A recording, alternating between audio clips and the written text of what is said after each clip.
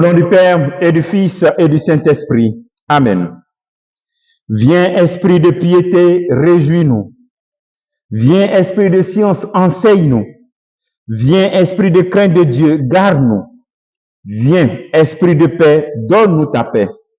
Envoie ton esprit et tout sera créé, et tu renouvelleras la face de la terre. Bien-aimés dans le Christ, nous sommes aujourd'hui mardi 25 février, et la parole de Dieu qui nous est proposée est extrait de l'évangile de Marc chapitre 9, versets 30 à 37. En ce temps-là, Jésus traversait la Galilée avec ses disciples. Il ne voulait pas qu'on le sache, car il enseignait ses disciples en leur disant: le Fils de l'homme est livré aux mains des hommes. Ils le tueront. Et le troisième jour, après sa mort, il ressuscitera. Mais les disciples ne comprenaient pas ces paroles et ils avaient peur de l'interroger. Ils arrivaient à Capharnaüm et une fois à la maison, Jésus leur demanda: de quoi discutez-vous en chemin? Ils se taisaient, car en chemin, ils avaient discuté entre eux de savoir qui était le plus grand.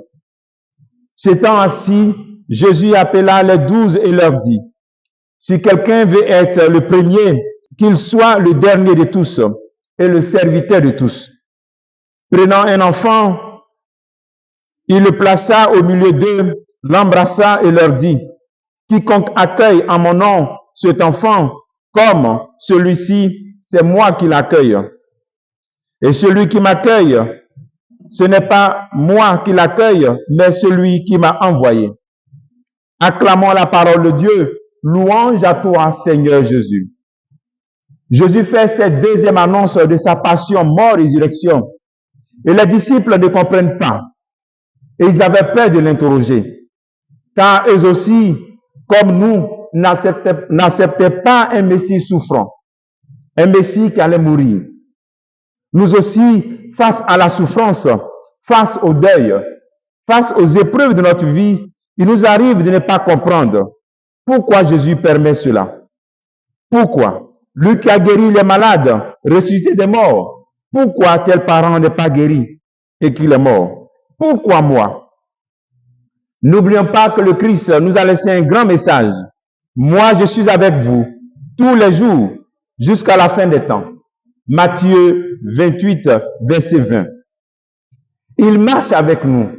L'annonce de sa passion, mort, résurrection, même si nous ne comprenons pas cela, peut-être aujourd'hui on peut comprendre, mais lorsque nous sommes dans des situations de douleur, de difficultés que nous ne comprenons pas, ayons la conviction que le Christ marche avec nous.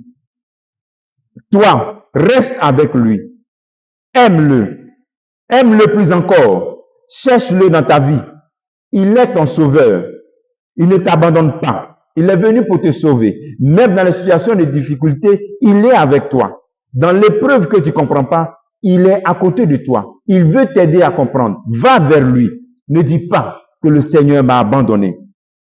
Le deuxième appel que nous devons faire en ce jour, c'est de servir au lieu de chercher à commander. Ou servir pour mieux commander. Le service, c'est une stratégie. Une stratégie pour commander comme le Christ. Le Christ nous a servi jusqu'à donner sa vie pour nous sauver. Si quelqu'un veut être le premier, qu'il soit le dernier de tous et le serviteur de tous. Le pouvoir réside dans le service. Le Christ est aujourd'hui notre Seigneur. Lui qui était Dieu, il s'est pas égalé de ce rang de Dieu, mais il s'est anéanti, dépouillé, jusqu'à mourir sur la croix pour nous. Voici le chemin du service. Le père de famille, voici ton chemin de service, le Christ. Le prêtre, voici ton chemin de service. Le curé de paroisse, voici ton chemin de service. Te dépouiller. Là, pour commander, pour gouverner, il faut servir. Voici le message fort que le Christ nous donne. Pour gouverner ta famille, pour gouverner ta paroisse, pour diriger ton entreprise, il faut servir.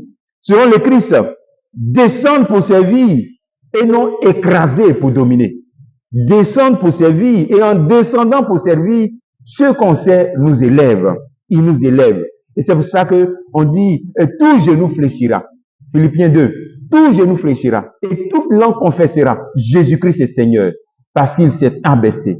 Je prie le Seigneur que tu rentres dans cette logique de service pour que ta famille soit glorieuse, ta famille soit en paix. Toi, père de famille, toi qui es la tête, tu es le Christ dans la famille, sois celui qui sert ta famille.